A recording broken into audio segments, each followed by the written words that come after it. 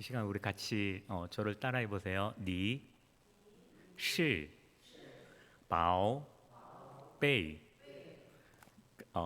연결해서 하겠습니다. 니, 시, 바오, 베이. 무슨 말일까요? 어느 나라 말일까요? 네, 중국말입니다. 혹시 이 말의 뜻을 알고 계시나요? 네, 제가 가르쳐 드리겠습니다. 이 말의 뜻은 그대로 직역하면은 당신은 보배입니다 라는 뜻입니다. 당신은 보배. 우리 옆 사람에게 중국말로 한번 인사하도록 하겠습니다. 你是宝贝. 你是宝贝. 아멘. 정말 우리 옆에 있는 분이 하나님의 보물입니다. 하나님의 보배입니다. 우리가 그 사실들을 기억하면서 하나님이 주어주신 귀한 직분들을 감당하는 우리 고성 중앙교회 성도님들 또한 재직들이 되어지기를 소망합니다. 같이 기도하겠습니다. 존귀하신 하나님, 이 시간 주님께서 말씀하여 주시옵소서. 우리가 주의 말씀을 듣겠나이다. 주의 말씀으로 우리를 가르쳐 주시고 우리의 죄악을 지적하여 주시고 교정하여 주시옵소서. 우리를 변화시켜 주시옵소서. 우리가 더욱더 주님을 사랑하며 주님 앞에 충성된 주님의 자녀들이 되게 하여 주옵소서. 감사를 드리며 예수님의 이름으로 기도합니다. 세상을 살아가는 동안 오늘의 나를 인식하는 것은 너무나 중요한 일입니다. 내가 누구인지 바로 아는 것, 바로 우리는 그것을 자기 인식 또는 자기 정체성이라고 말을 합니다. 자기 정체성, 자기 인식은 하나님의 자녀들이 하나님의 자녀답게 살아가기 위해서 꼭 필요한 것입니다. 특별히 직분자로서 자기를 바로 인식하게 될 때 주님의 몸된 교회를 바로 세우며 귀한 일꾼으로 쓰임받게 되게 됩니다. 사도 바울은 에베소 교회에게 보내는 편지 가운데서 하나님의 자녀이며 또한 그리스도인이 된 우리들에게 어떤 존재인지를 잘 확인시켜 주는 말씀이 있습니다. 바로 오늘 내가 있기 전에 어떤 존재였는지를 설명합니다. 에베소서 2장 3절 말씀입니다. 이렇게 기록되어 있습니다. 전에는 우리도 다 그 가운데서 우리 육체의 욕심을 따라 지내며 육체의 마음에 원하는 것을 하여 다른 이들과 같이 본질상 진노의 자녀이었더니라고 말씀합니다. 우리가 그리스도의 은혜를 받기 이전에 우리의 욕심에 따라서 지내는 자들로 하나님의 귀하신 뜻과 계획을 따라 살아가는 자가 아니라 내 욕심대로, 내 방법대로, 내 계획대로 내 힘과 내 지혜를 의지함으로 움직였던 본질상 진노의 자녀였습니다.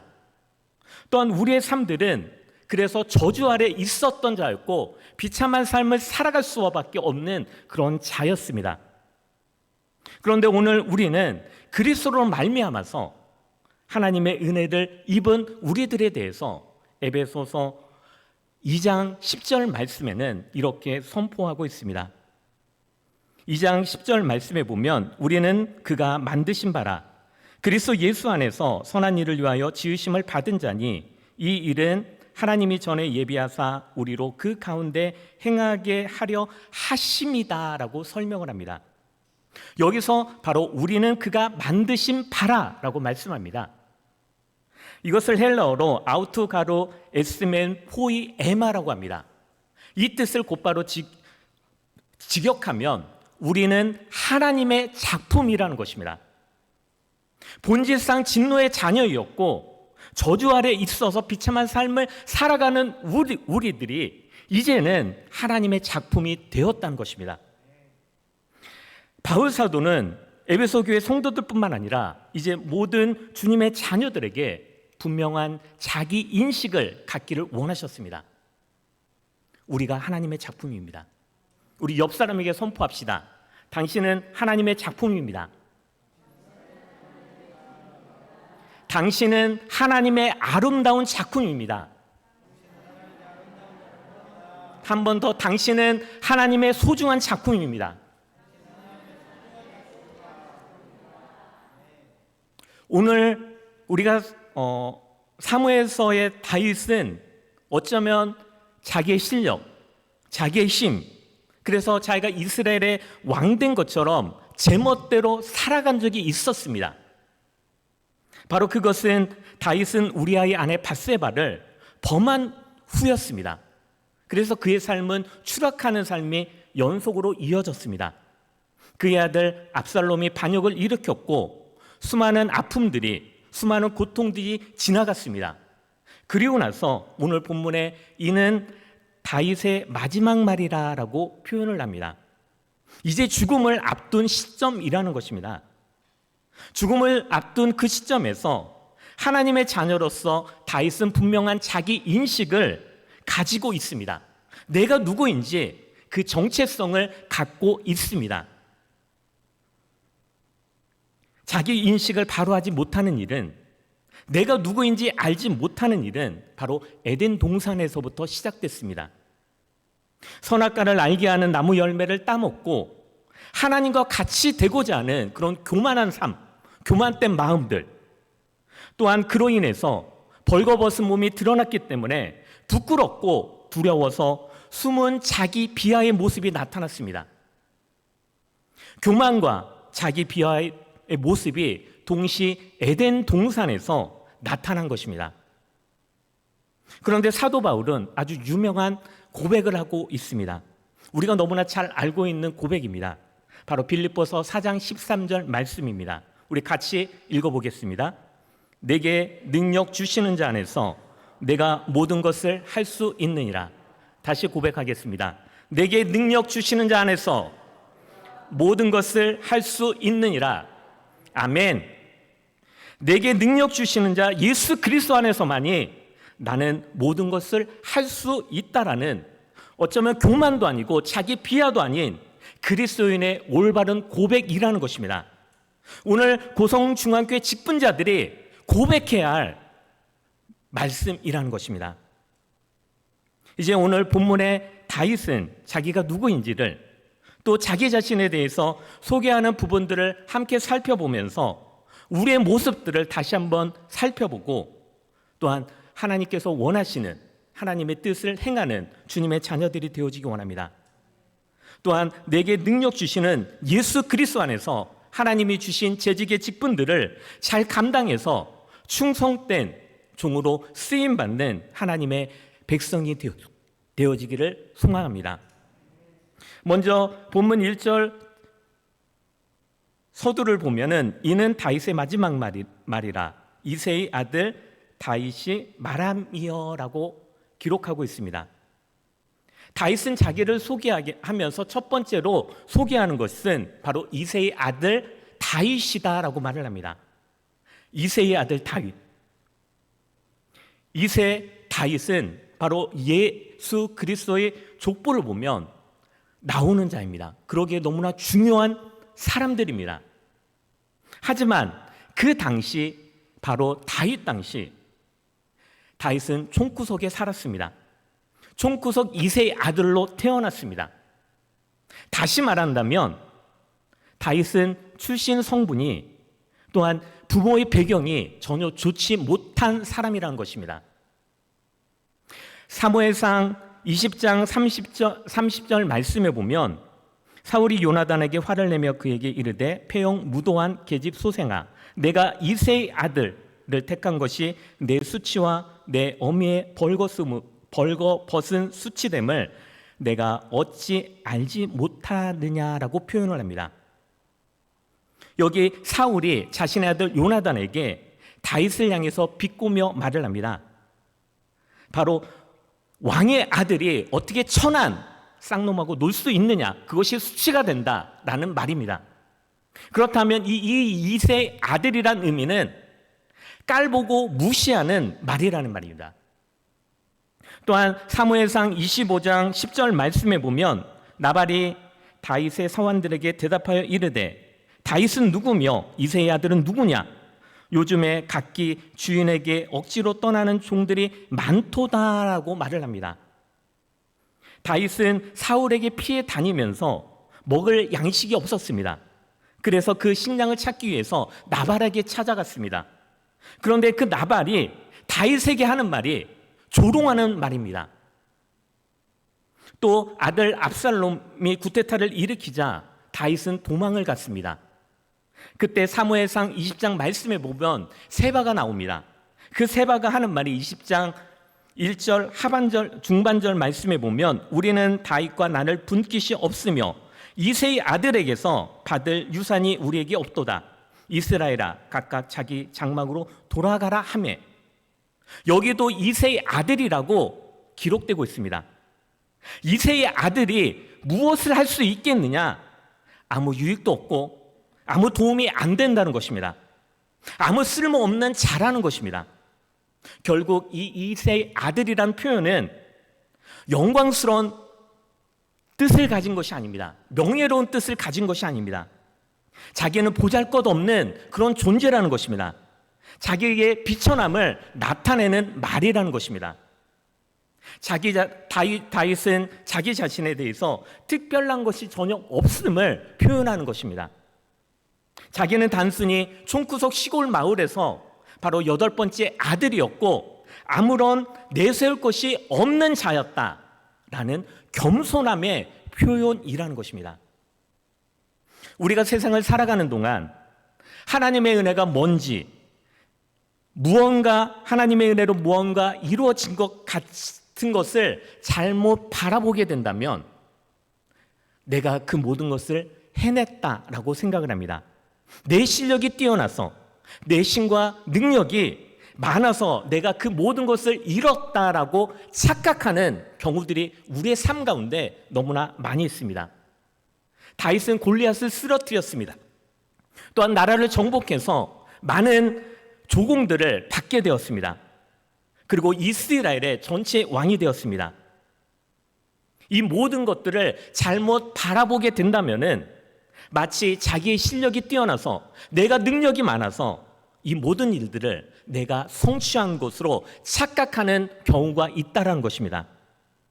올바른 시각을 갖지 않으면, 올바른 자기 인식을 갖지 않는다면 바로 교만한 삶을 살아갈 수밖에 없습니다. 모든 것이 내가 했다고 잘나고 자랑할 수밖에 없는 것입니다. 그런데 지금 다윗은 나는 비천한 자입니다. 나는 겸손한 자입니다. 라고 고백을 하고 있습니다.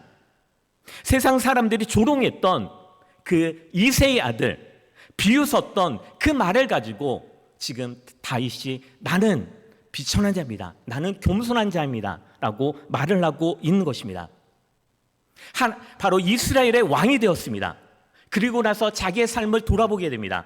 정말 지나온 모든 사람들이 하나님의 은혜가 아니었으면 이 자리에 설 수 없었다는 너무나 겸손한 표현이라는 것입니다. 여러분들에게 맡겨진 직분들이 있습니다. 여러분의 힘으로 그 직분들을 감당하는 자가 되지 않기 원합니다. 겸손히 그 직분을 감당하는 우리 재직들이 되어지기를 소망합니다. 사도 바울은 죄에 매여 있어 종로로 타던 자신이 오늘 하나님의 사람이 된 것에 대해서 깊이 기억을 하면서 고백을 합니다. 디모데전서 1장 13절과 14절 말씀에 내가 전에는 비방자요 박해자요 폭행자였으나 도리어 국류를 입은 것은 내가 믿지 아니할 때 알지 못하고 행하였음이라. 우리 주의 은혜가 그리스도 예수 안에 있는 믿음과 사랑과 함께 넘치도록 풍성하였도다라고 말씀합니다. 예수 그리스도의 십자가의 은혜가 아니었으면 여전히 죄 가운데서 방치되어서 죽을 수밖에 없는 자, 진노를 받아 저주 아래 거하는 자가 될 수밖에 없는 자라는 것입니다. 그러나 주님의 은혜로 하나님의 자녀가 되었음을 겸손히 주님 앞에 고백한 것입니다. 요즘 좋아하는 찬양이 있습니다. 찬양의 가사는 나는 아무것도 아닙니다 라는 찬양입니다. 그 가사를 한번 읽어보면 나는 아무것도 아닙니다. 주님의 사랑이 없으면 나는 아무것도 모릅니다. 주님의 지혜가 없으면 나는 아무것도 못합니다. 주님의 능력이 없으면 나는 한순간도 못 삽니다. 주님의 생명이 없으면 이제 내가 사는 것이 아니요 그리스도 내 안에 사시니 오직 그의 생명이 나의 생명, 나의 모든 날들도 주의 것, 나는 오직 한 분만 바랍니다. 나의 아버지, 나의 구원, 나의 주. 이제 우리는 내가 나 된 것은 하나님의 은혜로 되었다는 사실들을 기억하며 하나님께서 나에게 맡겨주신 귀한 재직의 직분들을 겸손히 감당하는 주님의 일꾼들이 되어지기를 소망합니다. 또한 두 번째로는 2절 말씀에 보면 1절 말씀의 중간에 보면 높이 세워진 자, 야곱의 하나님께로부터 기름 부음을 받은 자라고 고백을 하고 있습니다. 다윗은 내세울 것이 없는 자였습니다. 특별하지 않는 평범한 목동의 아들로서 삶을 살았습니다. 그런데 다윗은 자신을 표현할 때 높이 세워진 자가 되었다라고 표현을 합니다. 자신의 힘과 능력으로 높아진 것이 아닙니다. 말 그대로 높이 세워진 자라는 것입니다. 하나님이 세우신 것입니다. 직분은 하나님이 세우시는 것입니다. 내가 높이 세우는 것이 아닙니다. 직분은 높아지려는 것이 아닙니다. 그런데 우리는 높아지려고 합니다. 하나님께서 주신 그 직분들을 가지고 세움을 받는 자가 되어지기 소망합니다. 모세의 후계자였던 여호수아에게 하나님께서 하시는 말씀이 있습니다. 여호수아서 3장 7절 말씀에 보면 여호와께서 여호수아에게 이르되 내가 오늘부터 시작하여 너를 온 이스라엘의 목전에서 크게 하여 내가 모세와 함께 있었던 것 같이 너와 함께 있는 것을 그들에게 알게 하리라. 하나님께서 온 이스라엘이 보는 그 앞에서 여호수아를 크게 하신 것입니다. 여호수아뿐만 아니라 솔로몬도 마찬가지입니다. 역대상 29장 25절 말씀에 보면 여호와께서 솔로몬을 모든 이스라엘의 목전에서 심히 크게 하시고 또 왕의 위엄을 그에게 주사 그 전에 이스라엘 모든 왕보다 뛰어나게 하셨도다라고 합니다. 또한 그뿐만이 아닙니다. 느부갓네살이 왕이 될 때 일어났던 일을 다니엘서가 기록하고 있습니다. 다니엘서 4장 17절 말씀에 보면 이는 순찰자 한 명령대로 거룩한 자들의 말대로니 지극히 높으신 이가 사람의 나라를 다스리며 자기의 뜻대로 그것을 누구에게든지 주시며 또 지극히 천한 것을 그 위에 세우시는 줄을 사람들이 알게 하려 함이라 하였느니라 라고 말씀합니다. 우리들도 마찬가지입니다. 내가 스스로 크게 높아지려고 한다고 해서 세워지는 것이 아닙니다. 하나님께서 나를 세울 때 내가 높이 세워지는 것입니다. 아니, 우리는 이미 하나님의 자녀라는 권세 앞에 세워진 자들입니다. 우리는 존귀한 자들입니다. 우리는 보배입니다. 하나님의 소중한 작품입니다. 우리가 그 사실들을 기억하는 자가 되어지기 원합니다. 특별히 왕과 같은 제사장으로 우리는 세움을 받은 자들입니다. 그래서 감히 하나님 앞에 나아갈 수 없는 우리들을 하나님 앞에 나와서 기도할 수 있도록 하나님께서 만들어 주셨습니다. 우리가 더 하나님 앞에 기도하는 자로 서나가는 재직들이 되어지기 원합니다. 왕과 같은 제사장입니다. 더 깨어서 기도하는 재직들이 되기를 바랍니다. 그런데 여기 다윗은 높이 세우실 뿐만 아니라 기름 부음을 받은 자라고 자신을 설명하고 있습니다. 선지자 사무엘을 통해서 이스라엘 왕으로 다윗은 기름 부음을 받았습니다. 그런데 단순히 왕이 되었다라고 표현하는 것이 아니라 기름 부음을 받은 자라고 표현을 하고 있습니다. 기름 부음을 받는다는 것은 바로 직분을 받았다는 것을 말씀합니다. 직분자에게 기름을 부어주시는 것입니다. 우리가 잘 알고 있는 것처럼 왕과 제사장, 선지자들에게 기름을 부어 세우는 역할들을 합니다. 그래서 기름 부음을 받는 자라는 것은 내가 직분을 받은 것입니다. 내가 직분을 받았다면 그 안에 하나님께서 주신 사명이 있다는 것입니다. 다윗은 이스라엘의 왕의 자리에서 단순히 잘 먹고 잘 살기 위한 호의호식을 하기 위해서 기름 부음을 받은 것이 아니라는 것입니다. 기름 부음을 받았다는 것은 하나님의 택한 자녀들을 위해서 내가 해야 할 사명이 있다는 것을 설명하고 있습니다. 이방 나라의 왕들은 자신의 왕의 자리에서 주어진 권세를 가지고 자신의 욕망을 채워나가면서 주어진 생활을 호화롭게 삶을 살아갈 수는 있습니다. 그러나 하나님의 자녀는, 하나님께서 주신 직분자는 사명을 가지고 살아가는 자가 되어야만 합니다. 베드로전서 2장 9절 말씀에 우리가 너무나 잘 아는 말씀입니다. 같이 읽어보겠습니다. 그러나 너희는 택하신 족속이요 왕같은 제사장들이요 거룩한 나라요 그의 소유된 자녀니 이는 너희를 어두운 데서 불러내어 그의 기이한 빛에 들어가신 이의 아름다운 덕을 선포하게 하려 하심이라.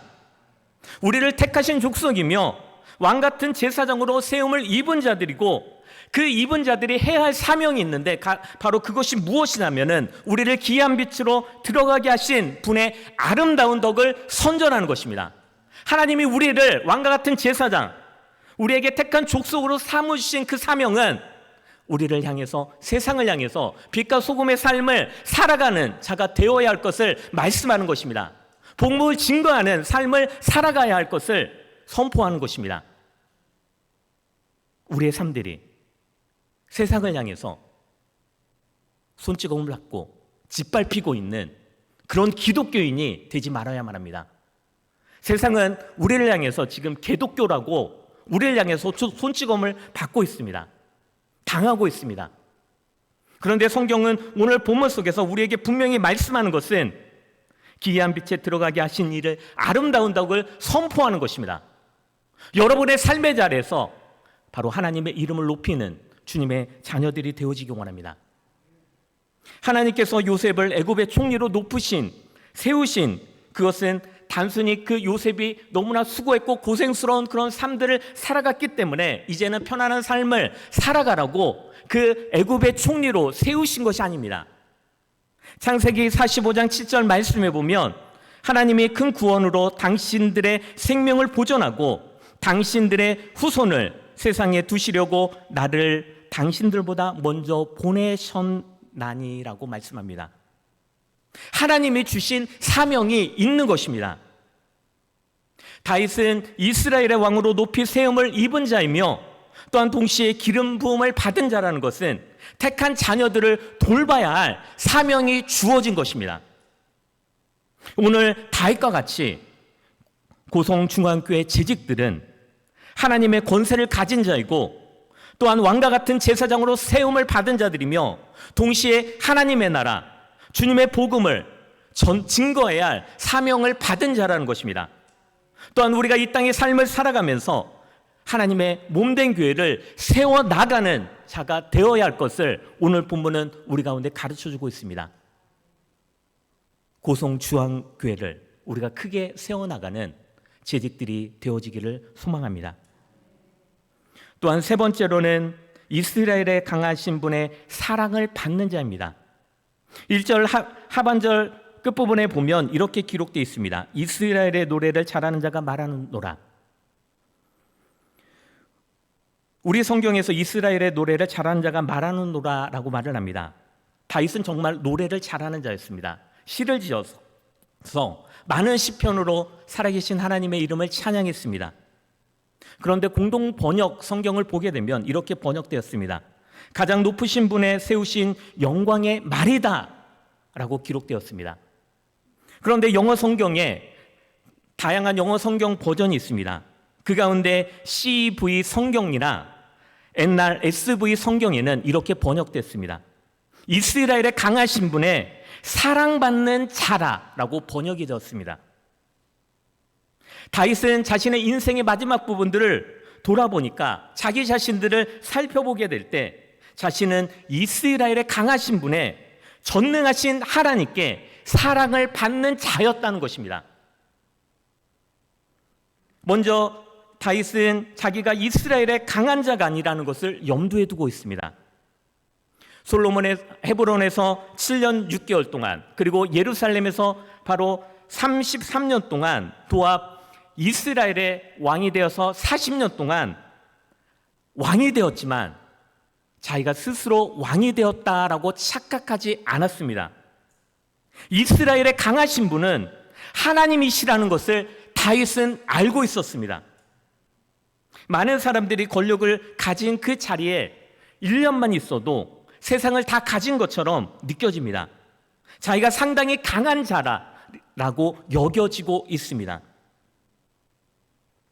우리의 삶의 모습 속에서도 조금만 높은 자리에 있으면 너무나 많이 교만한 삶들을 살아가고 있는 모습이 우리의 모습입니다. 그런데 하나님께서 그 호흡을 거둬 가신다면 그 순간 아무것도 아닌 것이라는 것을 우리는 잊어버리지 말아야만 합니다. 그런데 여기 다윗은 이스라엘의 강하신 분이 자기도 아니고 또 바로 권력도 아니라 오직 하나님이시라는 것을 기억하고 고백하고 있습니다. 그리고 이 표현에서 다윗은 자기 자신이 이스라엘의 강하신 분의 사랑을 받는 자라는 것입니다. 하나님의 특별한 사랑 때문에 지금까지 자기가 이만큼 살 수 있었다는 것을 고백하는 자기 인식의 표현입니다. 자기 정체성을 가지고 있었던 것입니다. 하나님은 강하신 분이십니다.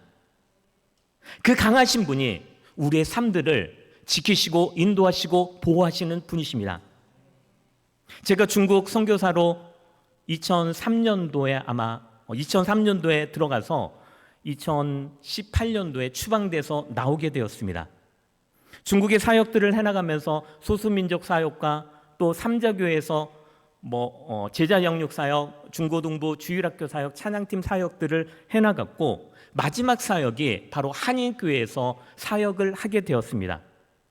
그리고 제가 있었던 지역은 가장 서남쪽이었던 난닝이란 지역, 광서성 난닝이란 지역, 바로 베트남 접경에 있는 그곳에서 사역을 했습니다. 우리가 아마 한국 사람들이 잘 알고 있는 게림이란 그곳, 그 게림의 성도가 난닝입니다. 그곳에서 사역을 했었습니다. 마지막 사역들을 난닝 한인교회에서 사역을 하게 되었는데 2018년 9월경에 한 분 선교사님이 공안에 잡히게 되어서 호텔에 감금해서 일주일 동안 계속 신문을 받게 되었습니다. 그러면서 저희 가정에 대해서 계속 질문하고 주시를 했다고 합니다. 16년 동안 저희가 계속 난닝에서 살았고 그 당시에 난닝에서 가장 오래된 선교사가 저희 가정이었습니다. 그리고 나서 그 선교사가 추방돼서 나가게 되었고 그 소식을 듣게 되었습니다. 그 소식을 들었을 때 가장 먼저 마음속에 찾아온 것은 두려움이었습니다. 공포감이었습니다. 그래서 빨리 한인교회를 철수하고 한국으로 복귀해야겠다라는 생각이 들었습니다. 그런데 그때 당시 교회에서 9월 셋째 주에 바로 부흥회를 준비하고 있었습니다. 원래 부흥회가 1월 달에 준비되어 있었는데 1월 달에 중국 정부에서 종교 개혁을 실시한다고 해서 너무 그 시기는 위험하다 해서 하반기로 옮겨놓은 상태였습니다. 그런데 그 9월 달에 너무나 더 위험한 상황이 펼쳐진 것입니다.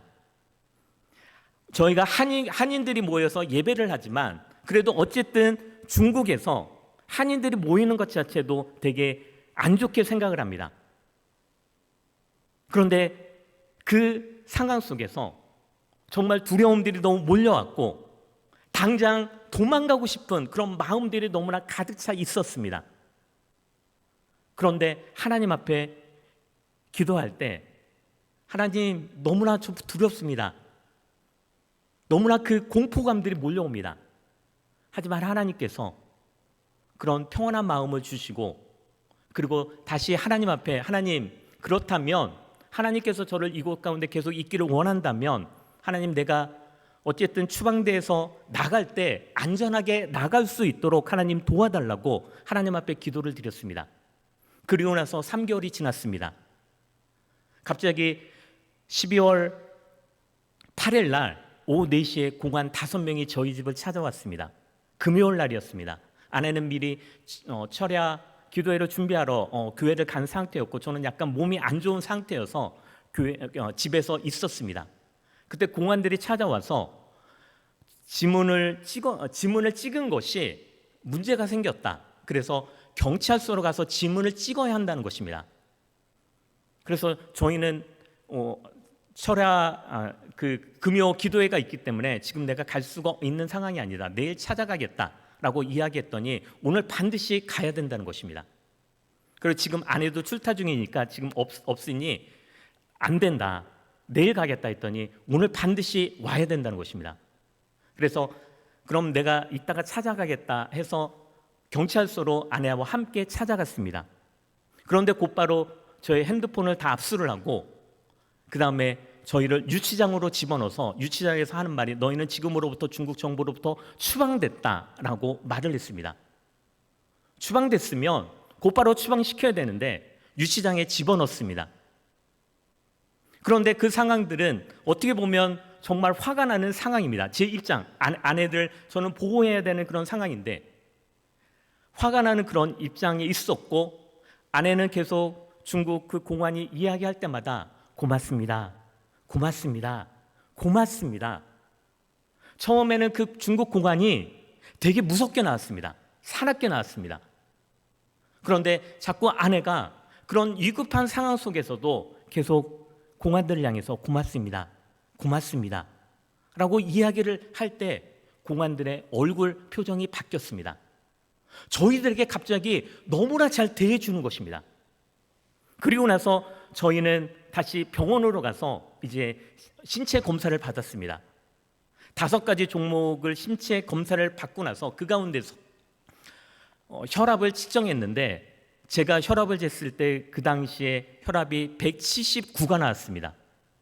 너무 높게 나오니까 그곳에 있는 중국 간호사가 똑바로 다시 재라고 그래서 다시 또 쟀더니 그대로 179가 나왔습니다. 그 상태에서 다시 이들이 이제 유치소에서 보내는 것이 아니라 이제 구치소로 감옥으로 가기 위해서 저희를 감옥으로 보냈습니다.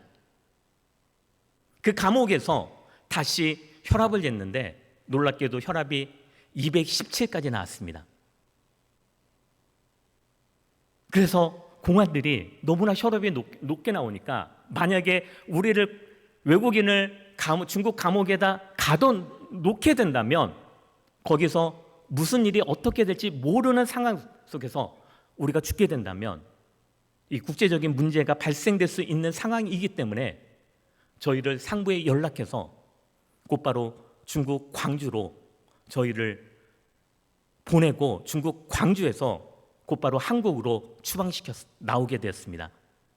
하나님께서 내가 끝까지 하나님 앞에 충성한다고 하나님 앞에 고백을 했더니 그리고 하나님 내가 안전하게 주님 나올 수 있도록 도와달라고 기도를 했더니 하나님께서 저희를 안전하게 나올 수 있도록 했습니다. 그런데 더 놀라운 것은 저희가 잡힌 이후에 3분의 선교사님이 잡혔습니다. 그 선교사님들은 감옥에서 10일 동안 갇혀 있었습니다. 하나님께서 저희를 너무나 사랑하셨던 그런 모습들을 볼 수 있는 것입니다. 하나님은 우리를 사랑하시는 분이십니다. 우리가 그 사랑들을 먹고 살아가는 자들입니다. 사랑을 받는 사람들이 모두가 다 사랑을 받는 자는 그런 인식을 가지고 살아가는 것이 아니라는 것입니다. 하나님께서 이스라엘 자녀들을 지극히 사랑하셔서 애굽에서 건져내시고 광야길을 통과하여 적과 꿀이 흐르는 땅으로 약속의 땅으로 들어가도록 하게 하셨습니다. 그런데 민수기 14장 3절 말씀에 보면 이렇게 기록됩니다. 어찌하여 여호와가 우리를 그 땅으로 인도하여 칼에 쓰러지게 하려는가? 우리 처자가 사로잡히리니 애굽으로 돌아가는 것이 낫지 아니하냐? 하나님의 큰 사랑으로 인해서 적과 꿀이 흐르는 가나안 땅으로 들어보내려고 하는데 그 땅으로 인도하려고 하는데 칼에 쓰러지게 한다라고 원망하고 불평하고 있는 이스라엘의 모습들을 보게 됩니다. 하나님의 사랑을 받은 자가 하나님의 사랑을 받고 있는다는 것을 깨닫지 못하고 있는 것입니다. 다윗만은 하나님의 사랑을 입은 자가 아닙니다. 우리 모두가 하나님의 너무나 크신 사랑을 받아서 사랑의 아들의 나라로 옮긴 자들입니다. 우리 모두는 죄로 말미암아 하나님의 영광에 이르지 못하는 그런 자들이었습니다. 멸망의 자식이었습니다. 저주를 받은 자였습니다. 비참한 삶을 살아갈 수밖에 없는 그런 자였습니다. 그런데 우리 주 예수님이 이 땅에 보내주셔서 우리를 대신해서 십자가의 죽으심으로 말미암아 우리의 모든 담당하시고 하나님의 놀라운 사랑, 말로 표현할 수 없는 그 사랑을 우리는 받은 자라라는 사실입니다. 이제 우리가 세상을 살아가는 동안 감사함으로 하나님의 이름을 찬양하며 하나님 앞에 영광 돌릴 이유가 있다는 것입니다. 다윗은 자기가 이스라엘의 강하신 분에게 사랑을 받은 자라라는 사실들을 잘 알고 있었고 죽음을 앞둔 그 시점에서 하나님 앞에 감사를 드리고 있습니다. 이제 우리 모두가 전능하신 살아계신 하나님, 강하신 살아계신 하나님 앞에 사랑을 입은 자라라는 사실들을 기억하면서 하나님 앞에 감사하는 재직들이 되어지기 원합니다. 하나님 앞에 크게 쓰임받는 하나님의 자녀들이 되어지기를 소망합니다. 같이 기도하도록 하겠습니다.